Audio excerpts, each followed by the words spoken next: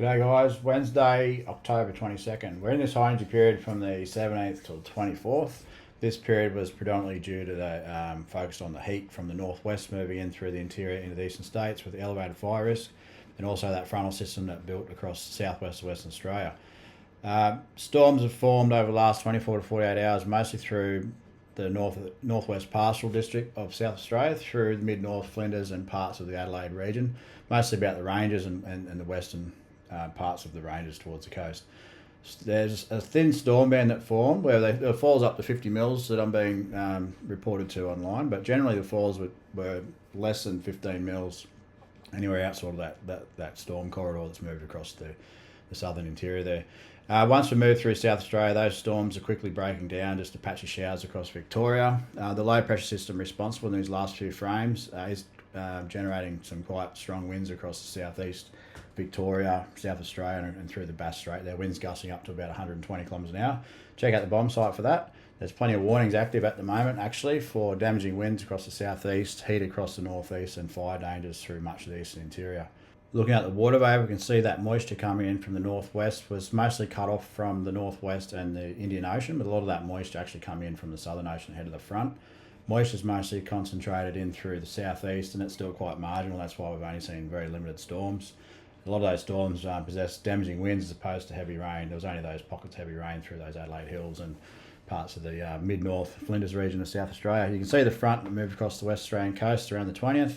It's the main driver of this system, and ahead of that was the frontal system and trough that brought the heat right down through the northern interior into the eastern states.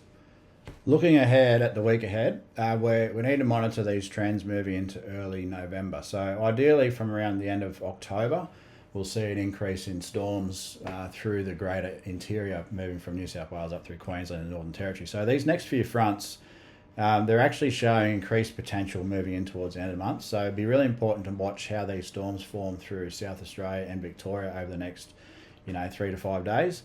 Should we see an increase in moisture from what we've just witnessed, particularly through Victoria and parts of New South Wales, it gives us more confidence that this end of October, early November feature should show higher potential than what we've seen since September and October overall. So we just pause this frame.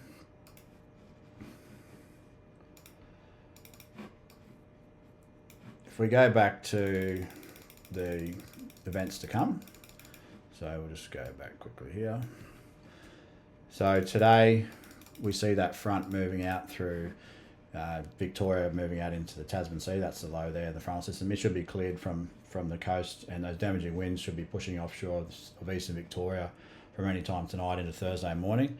And then we'll see another cloud band and frontal system moving across Western Australia's southwest, and another cloud band building through the Western Australian interior. So this is good to see because we're seeing a slightly deeper layer of moisture moving into this later period of October, and this will build up towards the 29th into the first week of November, when we should see the first more widespread system moving right up from the Northern Territory through eastern Queensland and parts of eastern New South Wales. So with some luck too, this system here building from the end of this week coming into early next week should bring the next round of storms through New South Wales. Again, they'll be quite patchy because moisture's breaking down quite quickly once it detaches from the Indian Ocean. But we're seeing higher moisture potential compared to the week before and the week before that, now building across Victoria and to some extent southern New South Wales.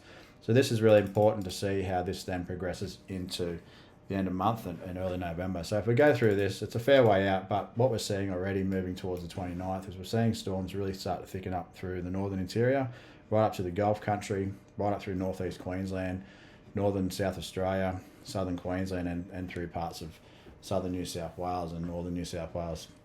This area of storms and shower and rain areas down in the southeast Victoria is mostly due to this high pressure system coming up from the south.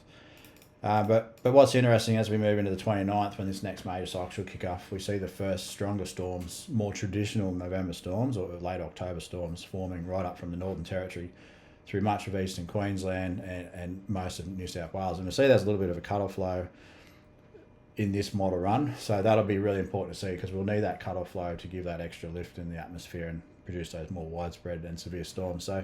So far, we're looking quite good, actually, with this progression from late October into November.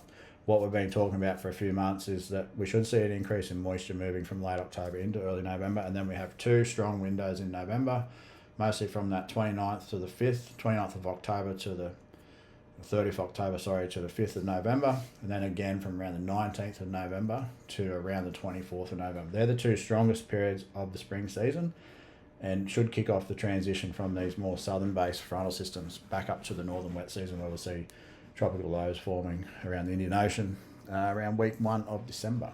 And that's an area to watch for the Pilbara coast to be more of a tropical low than a cyclone as far as I'm concerned. But yeah, so that's the progression.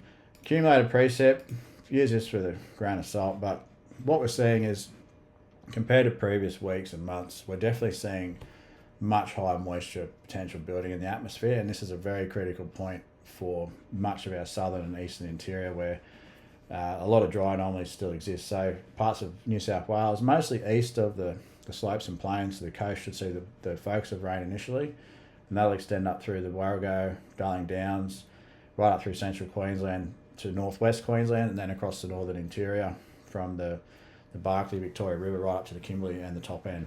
So the top enders, you should see a really strong pickup in storms towards the end of October, moving into November, and that'll progress right across November before the wet season kicks off in December. So that's good to see. The first tropical wave for December for the wet season will be in the west, and top enders who are watching this, the first tropical wave for the greater north will be the first week of January. So from the 31st of December through to about the 11th of January, and that'll go from about the Joseph Bonaparte Gulf and Kimberley through to the Gulf country and across the peninsula, and there'll be a broad tropical low that forms up here and sort of sits there. It's quite traditional, nothing outstanding, but it'll bring the first really good rain of the season. Cheers.